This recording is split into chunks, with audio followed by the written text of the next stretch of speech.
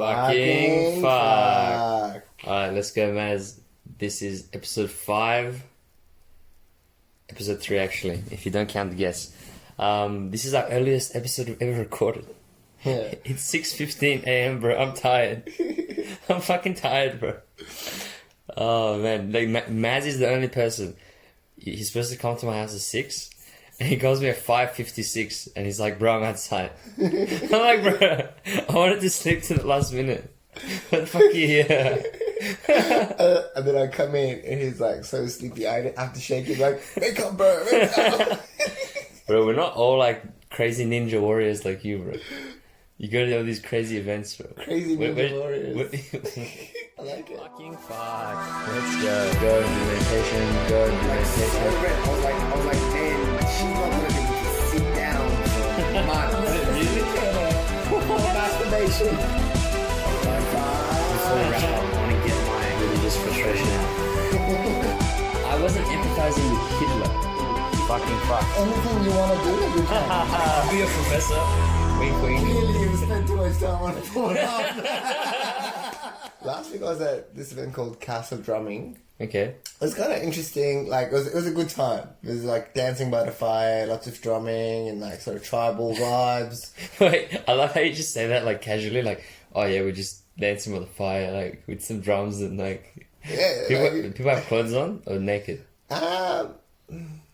Mostly clothed. There was some topless people or whatnot. Like, yeah. So it was good vibes.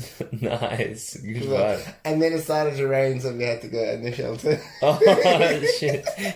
See, the hippies pissed God off. God's like, get the fuck inside. Put some clothes on. Idiots. That was good. Man. But actually, so I had this chat with someone in that event. Was it like telepathic? Was it like spiritual, like your ass was connected through some third dimension? Bro, you guys both smoked some random drug and then you're like, "Bro, we talked in the other field of dimension." I mean, that could happen, who knows? But this time... No, tell me. What happened? What did you talk about? So he was telling me about this retreat that he's been on before. And the way he introduced it is like, it's a 1 week long retreat. Yeah. And it's really intense. And he got a lot out of it, so much that he's been to it again as well. Okay. And he's like, 11 a.m. the first morning, everyone is just triggered.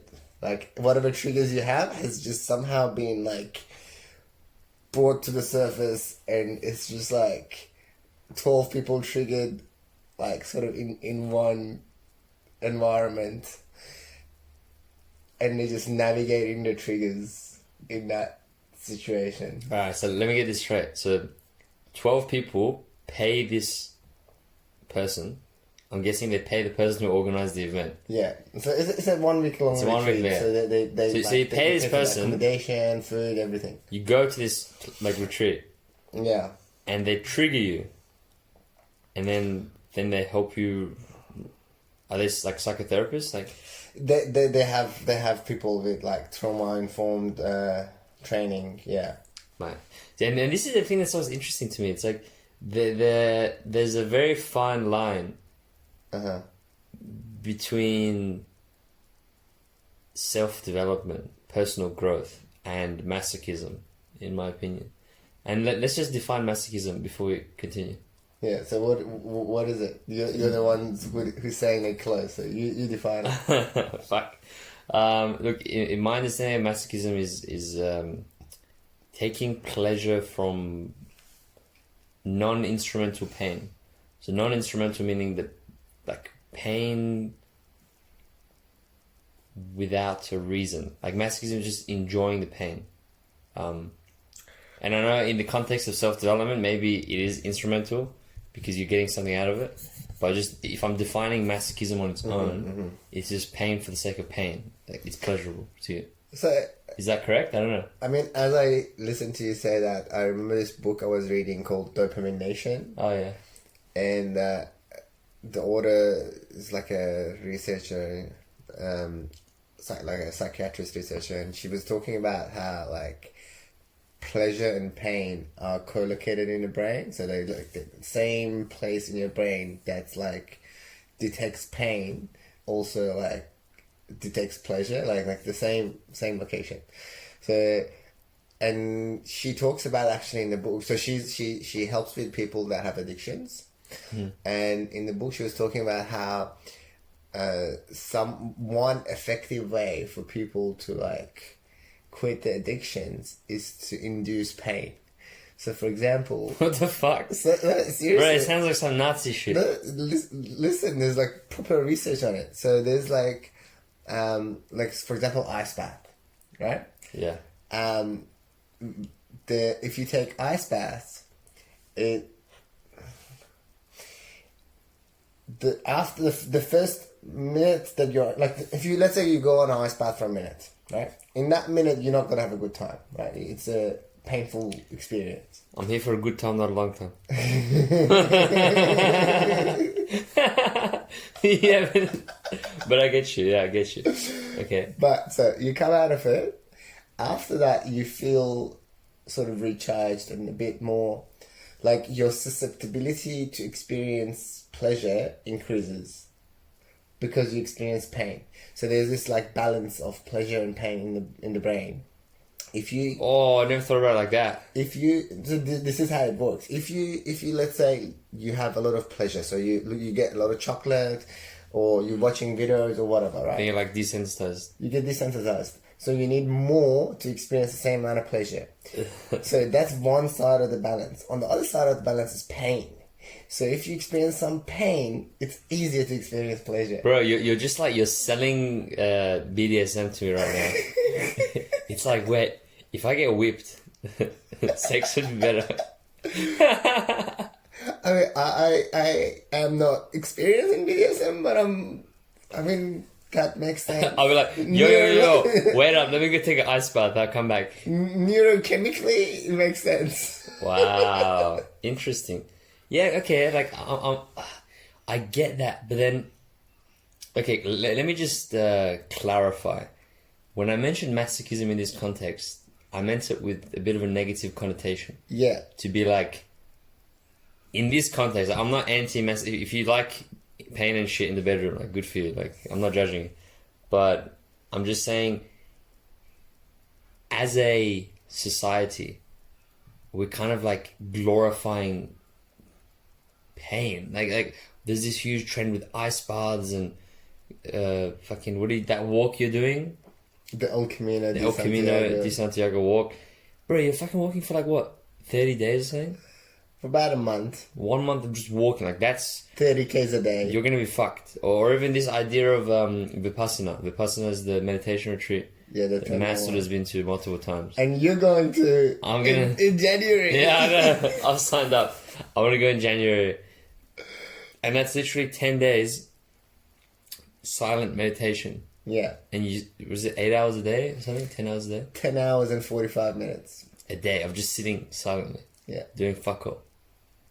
Well, doing something. Yeah. But yeah. Yeah, and I've heard from many people that the Vipassana retreat is painful.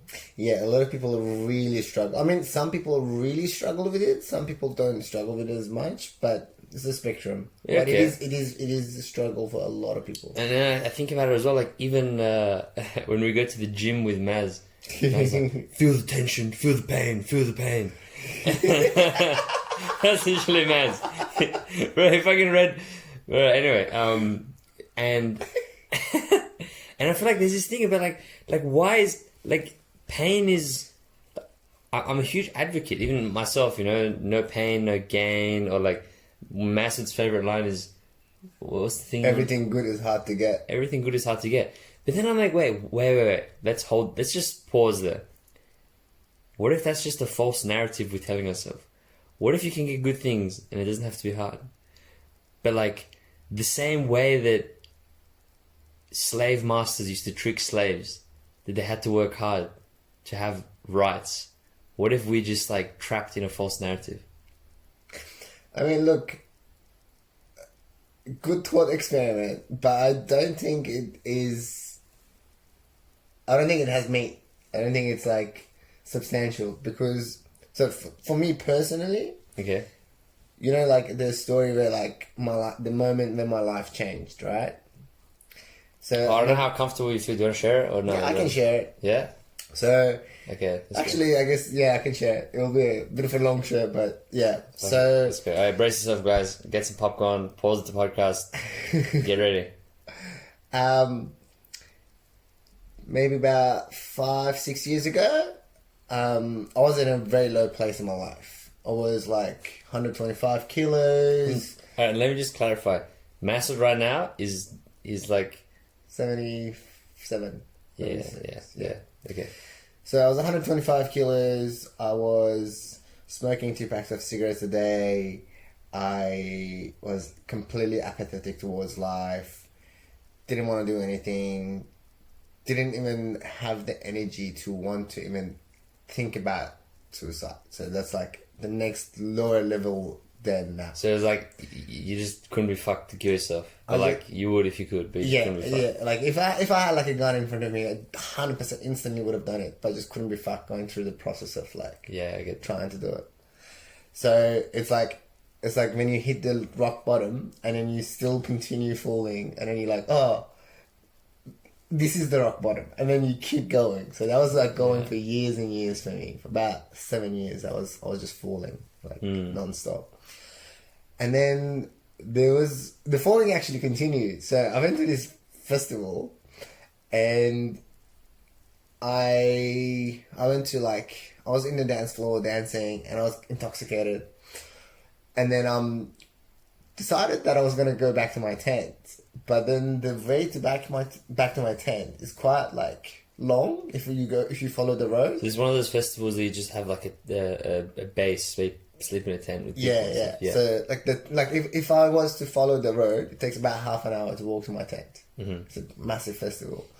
But if I made a shortcut through the woods, probably it would be like 5 minutes. It's like some Little Red Riding Hood shit. So I decided to do it, and remember, I'm like heavily intoxicated. This is 4 a.m. pitch black. There's literally no lights in the jungle or woods. So I just walked into it like thinking I'm good with direction, and I'm just gonna walk straight to my tent. Like, but you were intoxicated, so like you're fucked. So I started walking. There was some barbed wire somewhere. I cut myself. I was bleeding at this point. And then I fell into a ditch.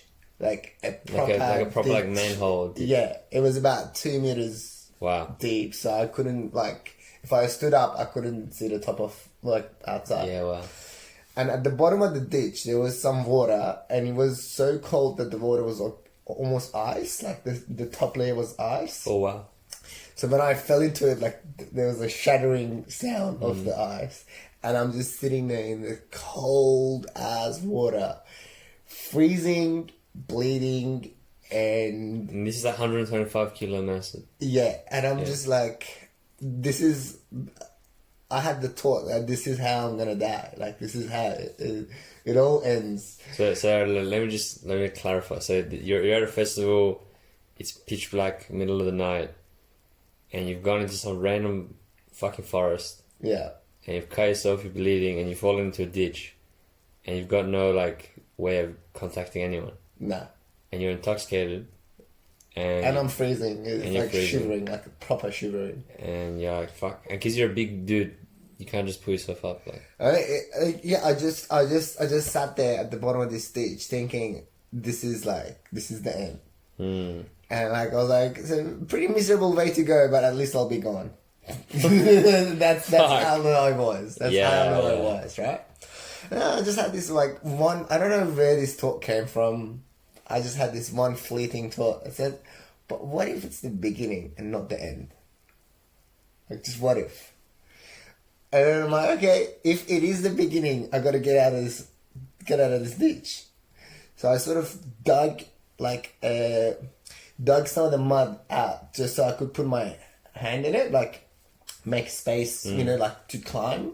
So I made a space for my feet to go in, and dug a space for my other feet, and I sort of climbed out. It was a really hard climb too, for the 125 Yeah. kilos mass, yeah?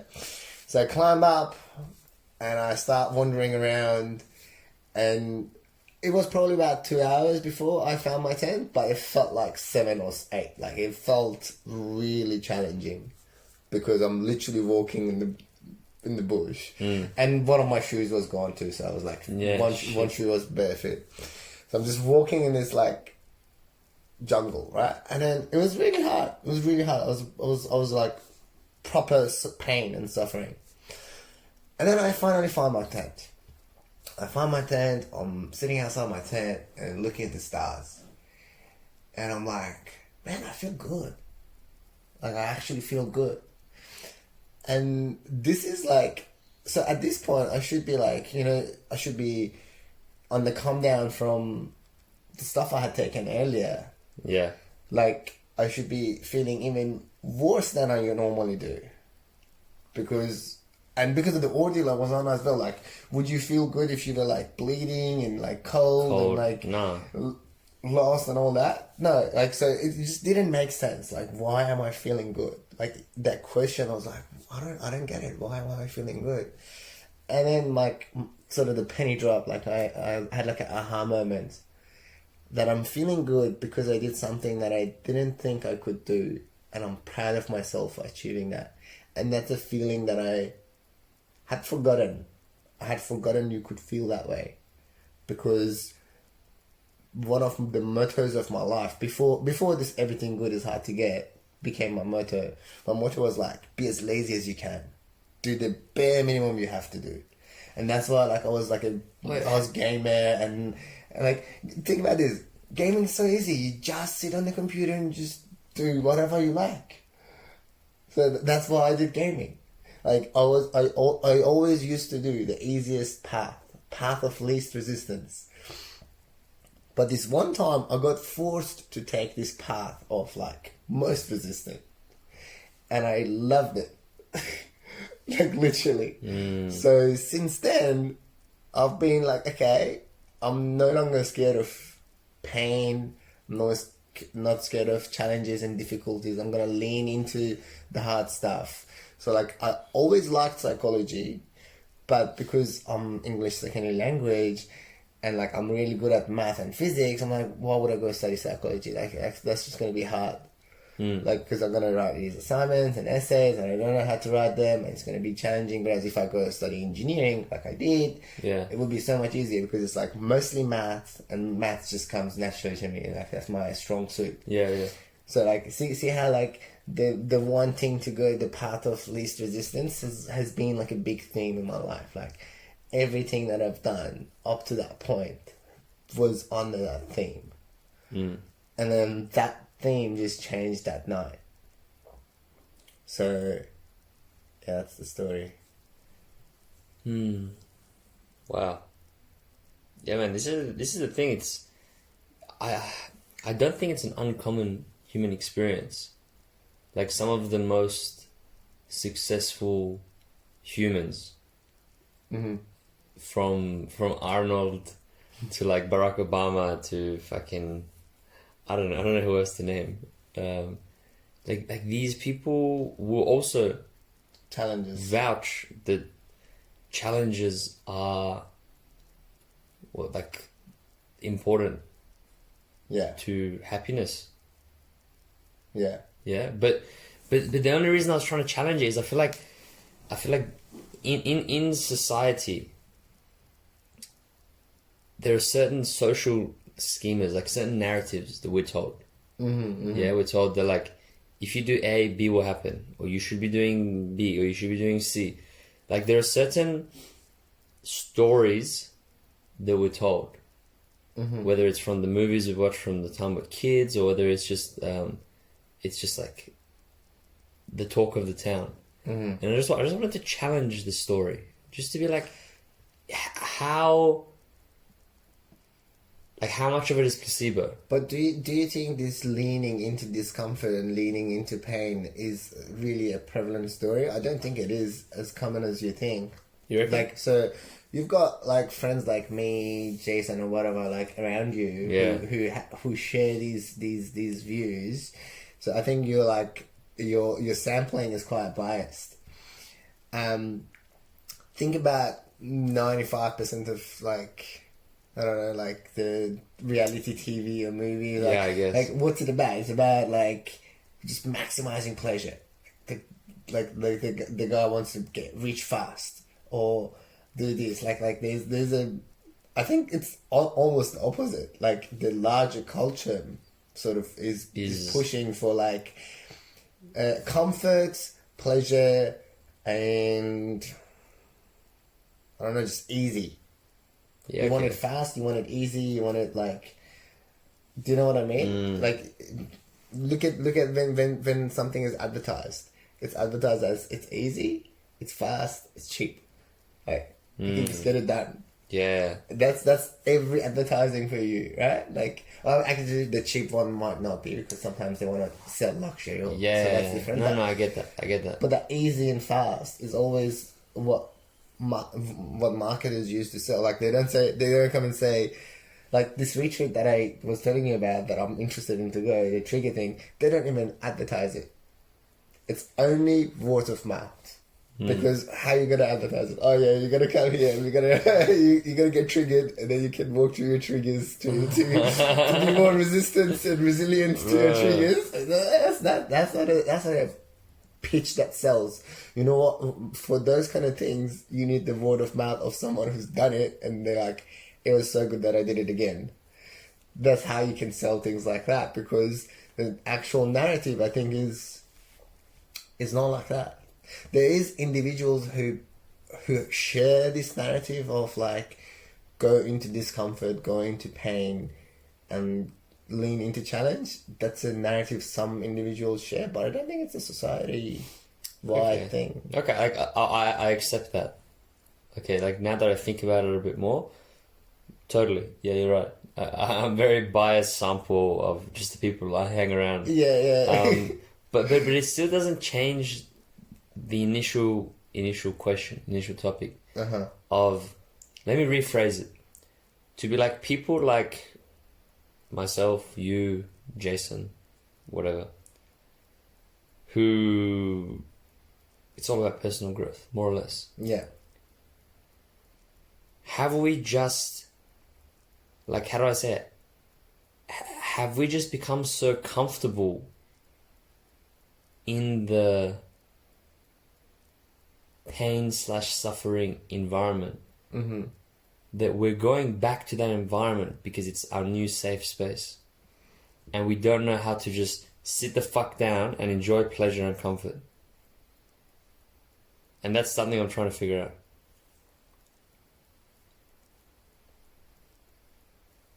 Good question. I'm just reflecting and thinking about it. Yeah, like let me elaborate. Like, even myself right now, the next few months of my life, bro, I got some crazy shit happening. Yeah. Like, I'm going overseas in less than 2 weeks, and I've got this crazy itinerary planned of like literally going from city to city every 2-3 days. Yeah. For like 5 weeks.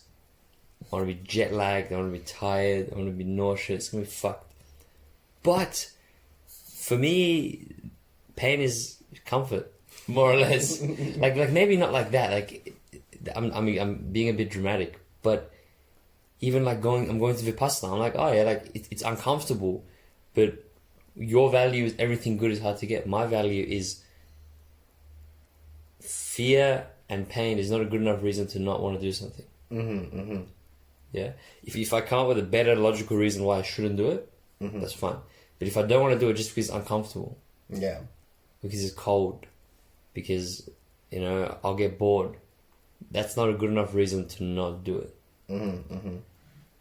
So, but then when I think about it, I'm like, bro, I've literally finished exams.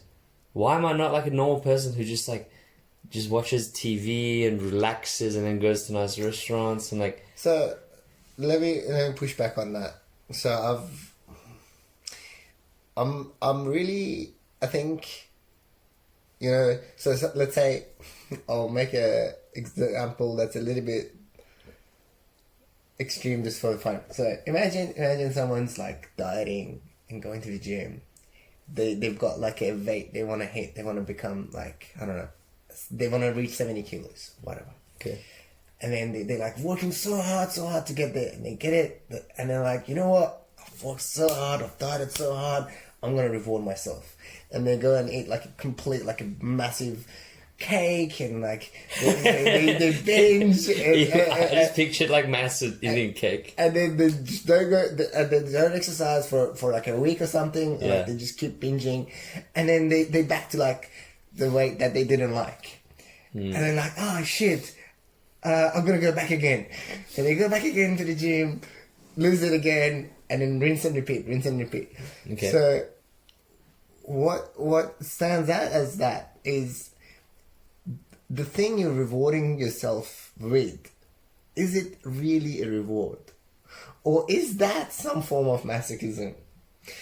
Like, if you're rewarding yourself with something that's actually taking you further from where you want to be in your life,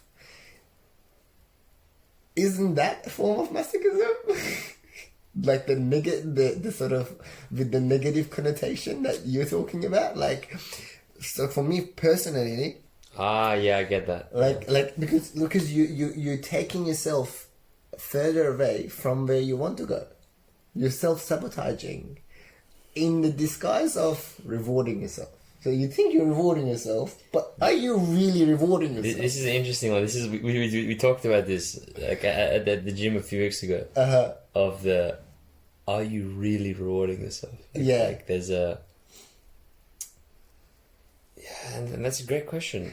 I don't know. It's a question that I've been asking myself more and more every time I want to do something as a reward for whatever. Like, for example, when I was working on my thesis, I was like literally burnt out.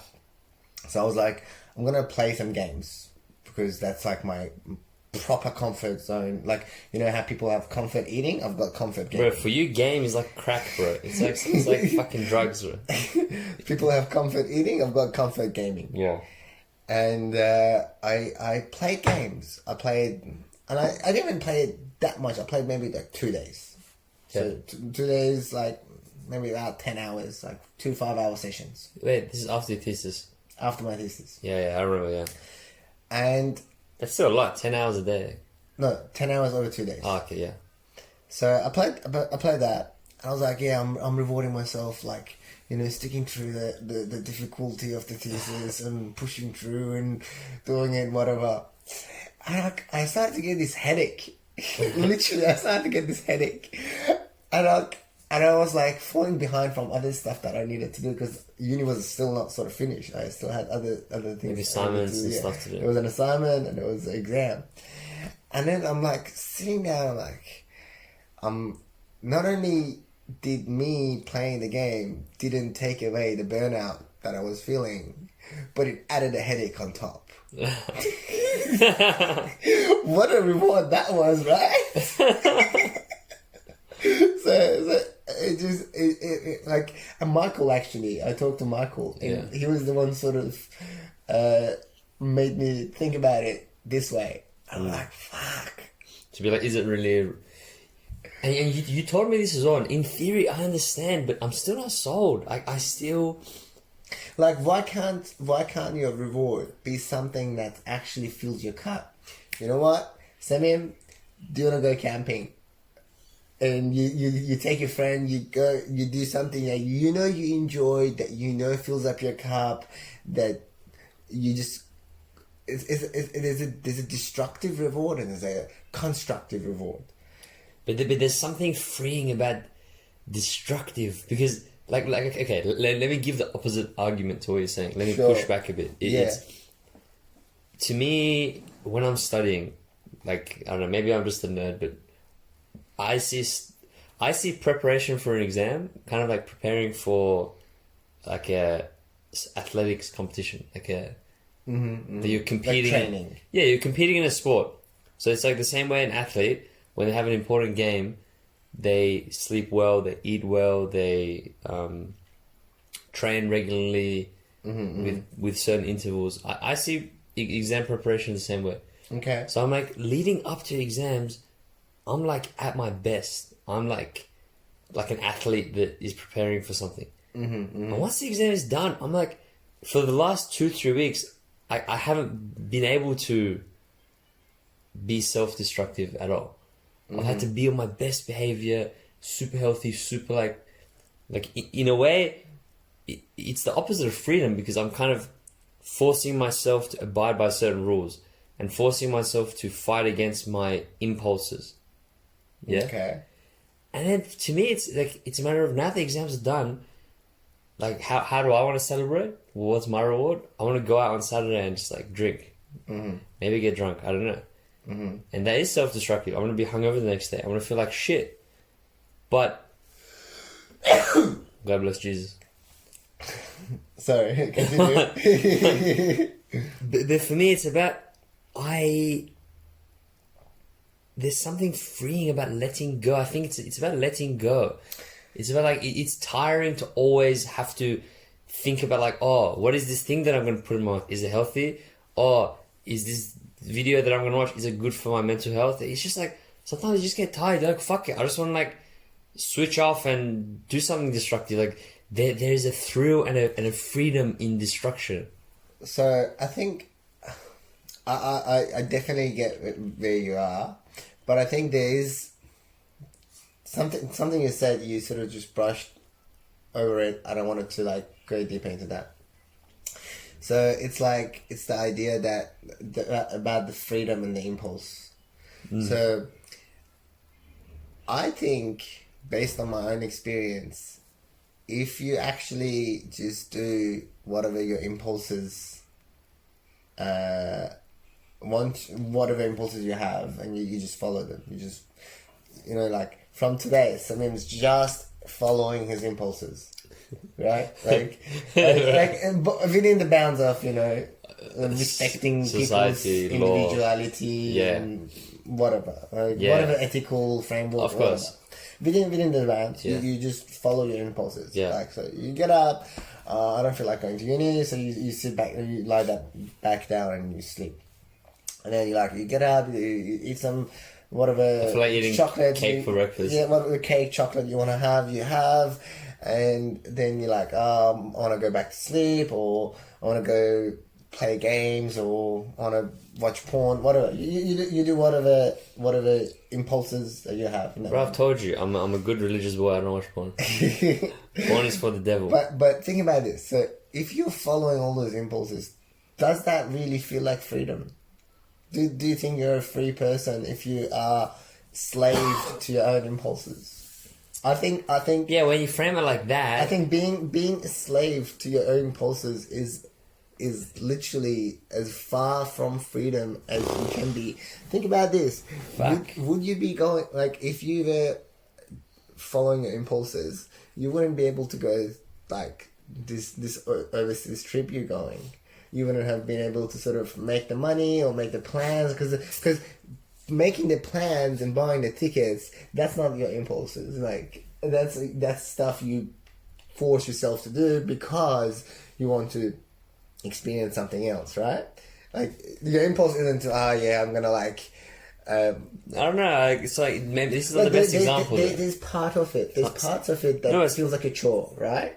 Yeah. Maybe not flights, but other stuff like accommodation and stuff. Yeah. There's parts of it that feel like a chores. Yeah. There's parts of it that feel like chores. Yeah. But by doing those chores, you get the freedom to do the other stuff. Whereas if you're just following your impulses, it's a lot less freeing. It kind of goes back to what I was saying. Like, I lived my life following the impulses for a long time. For a long time, bro. Long time.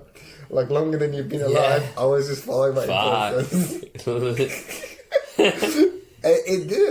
I'm telling you, it didn't make me free. It made me sit in my room, play games all day, order Dominoes and smoke cigarettes. That's my impulses. My impulses was smoke cigarettes, eat Dominoes, drink Coke, play games, sleep, repeat.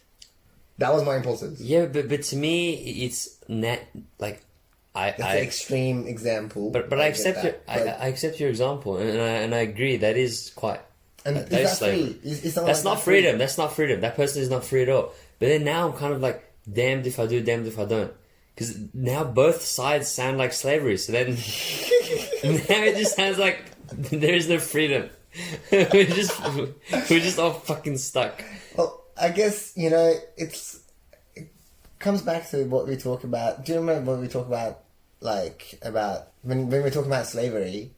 We're like, if you're in the right state of mind and you consciously choose to be a slave, are you really a slave? Do you remember that conversation we had? Yeah, I remember. So I think it comes back to that.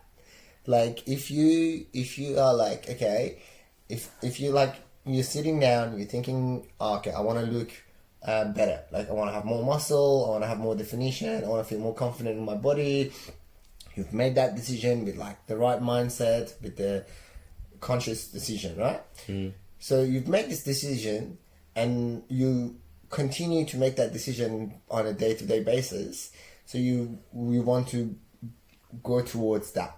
Yeah. Now, to go towards that, you need to come to the gym. So you're going to the gym. You're doing this thing, you're doing this thing, you're doing this thing. So these things are in relation to a goal you have chosen to do. So I think it's a lot about choosing. Like, did I choose to be a fat game addict? I don't think I did. It was a byproduct of my actions. So I think it's like, do you choose your goal and then do become a slave to what you need to do to get to the goal, or do you choose the activities you want to do and be a slave to the end result that you get? I don't know. No, but I feel like it's still an oversimplification, because like in the description that you're giving, I think it's oversimplified a lot. Yeah, okay. There's this idea that what am I missing in there?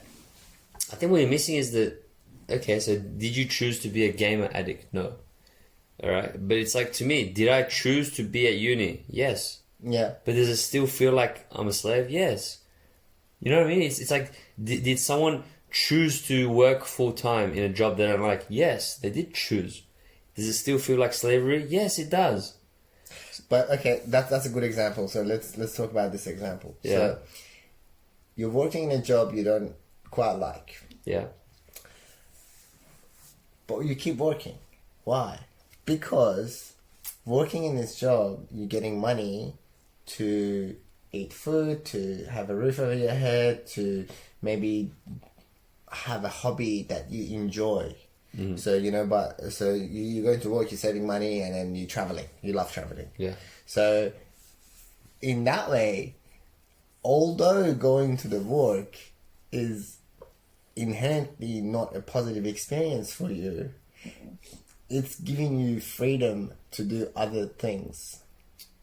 You're choosing to sacrifice your freedom in this area to gain freedom in other areas. Okay. Well, now we're getting somewhere. So what you're suggesting is it's kind of like you can trade in your slave tokens for more freedom. I guess, yeah. It's like that. Like if you just do whatever you feel like doing, that you can do that. You can just follow your impulses and do whatever you feel like doing. But if you do that, it's not gonna get you freedom. You're not gonna be a free person. Think of, another example. So, a 5-year-old is pretty free. Like, it's not a slave. Like, they don't have responsibilities, they don't have things they need to do, they just do whatever they feel like doing. Yeah. 2-year-old can even... They just want to shit on the carpet. They're like, fuck it, I'm just gonna shit here. They don't have anything. There's nothing they need to do. Yeah. But would you say a 2-year-old is free? Yeah, no, but for different reasons. Yeah, because imagine in a world a 2-year-old could jump in a car and drive to the fucking... But if the 2-year-old is literally just doing nothing, they won't go to learn driving, even if they could. They won't have the money to get a car because they're just going around shitting on carpets and crying and screaming. So good. Like you need to do certain things to allow yourself to have freedom, but they're not gonna have that freedom because they don't do those things that gives them freedom. Okay, so this is your argument against absolute freedom. So you're saying absolute freedom is not necessarily the best. Absolute freedom isn't that's a 2-year-old. 2-year-old has 100% freedom. Like, they do whatever the fuck they want to do. Well, not exactly. It's a little bit different to what I'm saying. Yeah. But the difference is, for example, right now, I love my job. Like, I love what I'm doing to earn money. And I'm also loving, like, I'm pretty content. Like, I love what I do. I love all the activities I do. Like, I have to think about, okay, there's these 5 things that I love doing, and I can only do 3 of them, so I gotta let 2 go. That's a good problem to have. Yeah. That's a good problem to have. So, I think it's not necessarily about absolute freedom doesn't exist or is bad. It's like the freedom. If you're free, if your idea of freedom is doing just following your impulses, that's not real freedom, because your impulses. Well, you study the brain. The impulses are like biologically driven sometimes. Like, it's not even what you want. Sometimes you may not want what you have the impulse for. Like, if you actually like sit down and think about it, you may not want it, but you biologically you might just, the dopamines or whatever make you have that desire. I don't know. What do you think? Interesting topic, actually. I think I'm thinking about it. I think I get that. I can see how this idea of absolute freedom is not actually freedom. Mm-hmm. Like, this idea of giving into your impulses is not freedom. It's like, because you become a slave to your own impulses. Yeah, and I'm sold by that. But then the opposite side of that I still don't understand is when you're self-disciplined. That's the term that's used to describe someone who, the opposite of that person. Yeah. The opposite of the gamer addict and the 2-year-old. Yeah. Wow, isn't it horrible that there are so many similarities between the 2-year-old and the gamer addict? 2-year-olds are fucked, bro. Anyway, I'll stop abusing 2-year-olds. That sentence out of context. Oh my god, that's so bad. We should add that to the. But anyway, where was I at? So I was trying to explain that people who are self-disciplined, okay, in a way, and sorry if I'm just making this bigger than it should be, but in a way, you as a disciplined person, you set up some rules, you set up some boundaries. Yeah. The rule is, wake the fuck up when the alarm goes off at 5 a.m. Yeah. Go to the gym. Do X, Y, Z weights. Come home, have that pre-prepared breakfast meal that you made the night before. That's discipline. Go to work on time. Get to work 10 minutes early. It's like the opposite of the impulsive gamer is the person who's disciplined and is high achieving and but then to me, I'm like, that also doesn't sound like, that doesn't look like freedom. But I think it does. It's the freedom to reach your own goals. Look, if you've chosen you want to have this body and you want to have like you want to work at this place and you want to do this thing, it's your thing that you're following. If you're following your own thing, isn't that free? Like if you literally, so you're like, okay, I want to go to US, and then you go to US. That's freedom because you chose to go to US. But if I say, Samin, you're going to get deported back to Iran. That's not freedom. But do you know what I mean? So if you choose to go somewhere and do something for that your own goal, that's even so. Like for example, you could be someone who doesn't really care about their health. It's not an important factor to their life. Literally no judgments. So you don't care about your health too much. You're like, you know what? I'm here for however many years. Here for a good time. Yeah, here for a good time. That's it. So if you share that mindset, and your goal is to experience pleasure, you go and eat And the food that makes you pleasure, and that's freedom. So okay. So Because their goal is different. For someone like me, that is the opposite of freedom, because that's not my goal. But if someone's goal is different, it's all about the goal. Like, what goal do you have in your mind, and are you going towards your own goal? Because that's freedom. You have the freedom to move towards your own goal. So if my goal is to become a fat game addict, and I become a fat game addict, that's freedom. Yeah. God bless America. I genuinely think so. Like, there was a time I wanted to. My goal was to literally become, like, be able to. So, even to become a fat game addict is actually really hard, because you need to make money from the game, and you need to be really, really, really, really good at the game to make. Because you got paid for gaming. Yeah. So I was playing 18 hours a day. That's fucked. That's so fucked. To get that good, to get paid. do you see what I mean? But then, So I was free in. But that was your goal, though. Your goal was so you were free in a sense. I was free in a sense because I was working towards my goal. But achieving that goal had a lot of byproducts that didn't help me. So, like, you know, I was free chasing my goal of becoming, like, a professional gamer, and I achieved it. But in achieving that goal, there was so many byproducts. Okay. Let me try and wrap up this whole conversation in a... Like, I think I know a good way to wrap it up. So the conclusion we've come to is freedom is great. We all want freedom. Mm-hmm. Freedom, like, that's just an assumption we both made, but I think we both agree. Yeah, I agree. And there's this idea that if you're going to give up freedom in the short term, if you're giving up freedom in the short term for greater freedom later on, you know, like, whether some people would say, okay, going to gym is giving up freedom, but then the freedom you get is you're fitter and you can play with your, I don't know, play with the kids or your grandkids or play sports. You can not become, like, shortbread for walking a staircase. It opens up opportunities. Or, like, as you said, working in that job you don't like, if it leads you to be able to travel, like, that's freedom. So there's like an instrument, like, you can weigh it on a scale to be like, is the current lack of freedom I'm experiencing going to lead to more freedom later on? And this is where this framework, the one, I feel like religious people can abuse this framework. Okay. Because they can be like, oh, I'm going to just, like, have a shit life, but in heaven I'm going to be free. And anyway, I don't want to go into it too much, unless you have something, like, you're itching to say about the religious thing. No, I'm just thinking about it. Like, I don't have anything to say on it. So I think that like, but anyway, religious people, you can use this framework too. Good for you.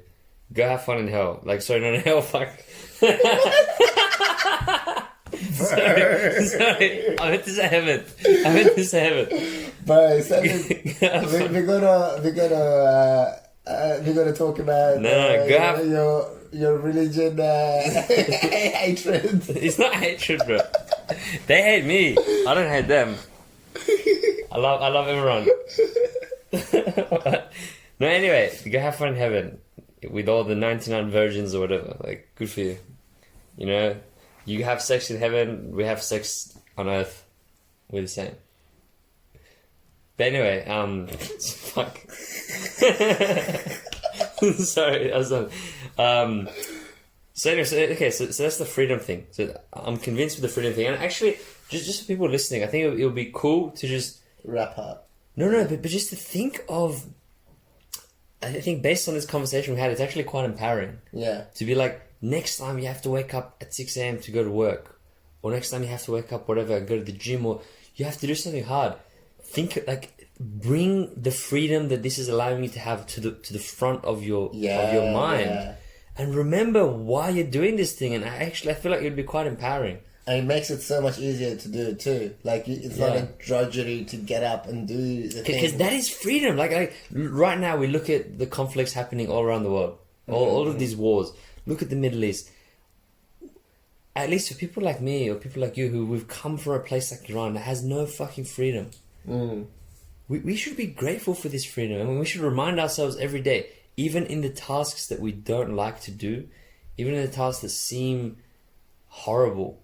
Just remember, this is freedom. Yeah. You know, it's freedom to wake up and drive 2 hours to work. Like, you know, like university, with all of the restrictions that it puts on you, It's freedom. on your freedom, it's giving you the freedom to. For me, for example, if I do my masters and become a psychologist, the university has given me the freedom to become a To psychologist. become a psychologist, yeah.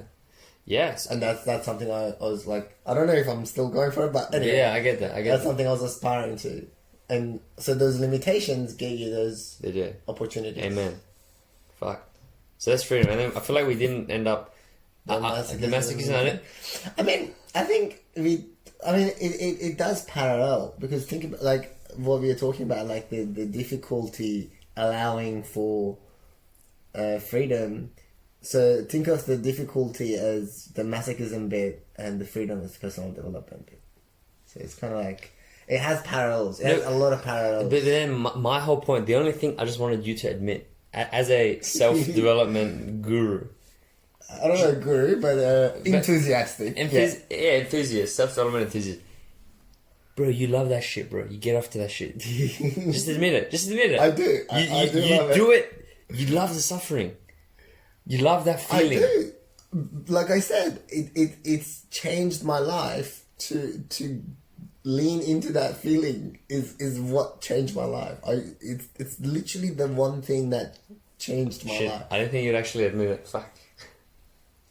I was trying to pathologize you. But you can't.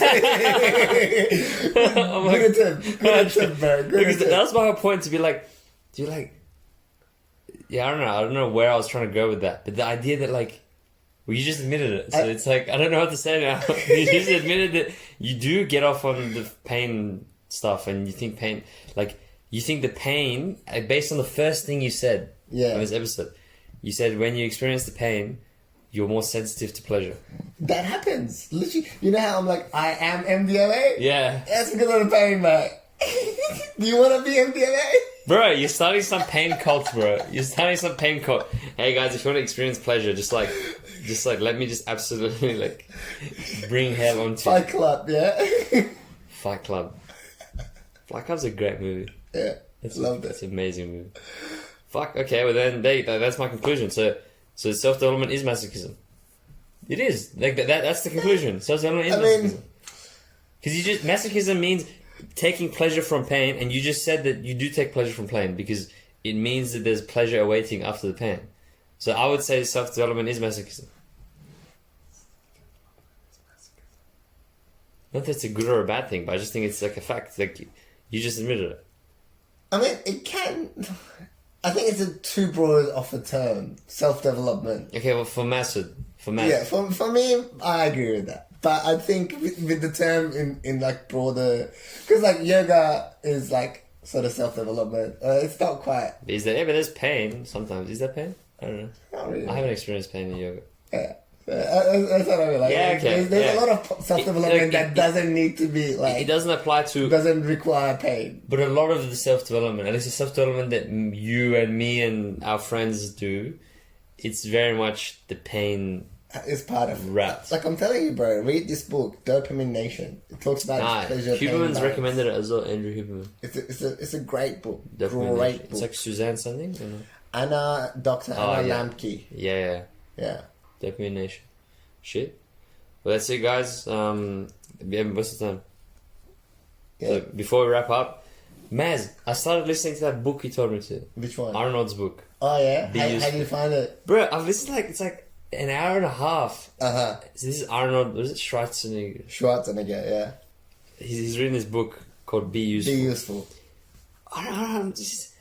It's just Arnold like jacking himself off for it. He's like, I am the best. I have achieved so much. And I'm like, bro, I get it. You're like good for you, bro. Like he's trying to be inspiring, but it just seems so like egotistical. I can't help it. I didn't at all get that vibe from it. I mean, I think a lot of the times it depends on your own perspective, how you're looking through it. You know how like you were like when you were dancing and like you're like, oh, these like the Bondi. the Bondi, Yeah. yeah. So like, so this is when I got pissed off at people in Bondi because they all looked like dickheads. Anyway, by dickheads, I mean they looked physically like aesthetically pleasing. anyway. But like it's the perspective you bring to it. I don't think Arnold is actually doing that. He quite the opposite. He's actually like he quite actually says the opposite. He's like, when people say you're a self-made man, he hates that. He's like, don't call me self-made. I'm not self-made. He talks about that in the book. How is that jacking himself up? Wow. So you're saying it's not Arnold, it's you, Samim. You're the problem. You're seeing it in that perspective, bro. I don't know. Bro, it sounds like those bullshit arguments religious people tell me. It's not Jesus, it's you. You're the problem. I mean, how about this? Finish listening the book And then make your Okay, decision. Alright, done. Yeah. Done. Alright. Alright. That's it, guys. Thank you for tuning in to Episode 5. anti-religious. Nah, is it anti? Did I say anything anti-religious today? You did. You said all the religious people go to That was just an accident, bro. It just came out. It actually just came out. It's your unconscious, yeah? It's your unconscious, bro. You got these associations. All these unconscious associations just coming out. Bro, that's so bad. Fuck my life. Alright, easy guys. I'll see you next time. Maybe I will, maybe I will. Go and do meditation. Go and do meditation. I was like, man, she's not going to be able to sit down for months. Masturbation. Before we wrap up, I want to get my religious frustration out. I wasn't empathizing with Hitler. Fucking fuck. Anything you want to do, you can. I'll be a professor. Wink, wink. Clearly, you spent too much time on Pornhub.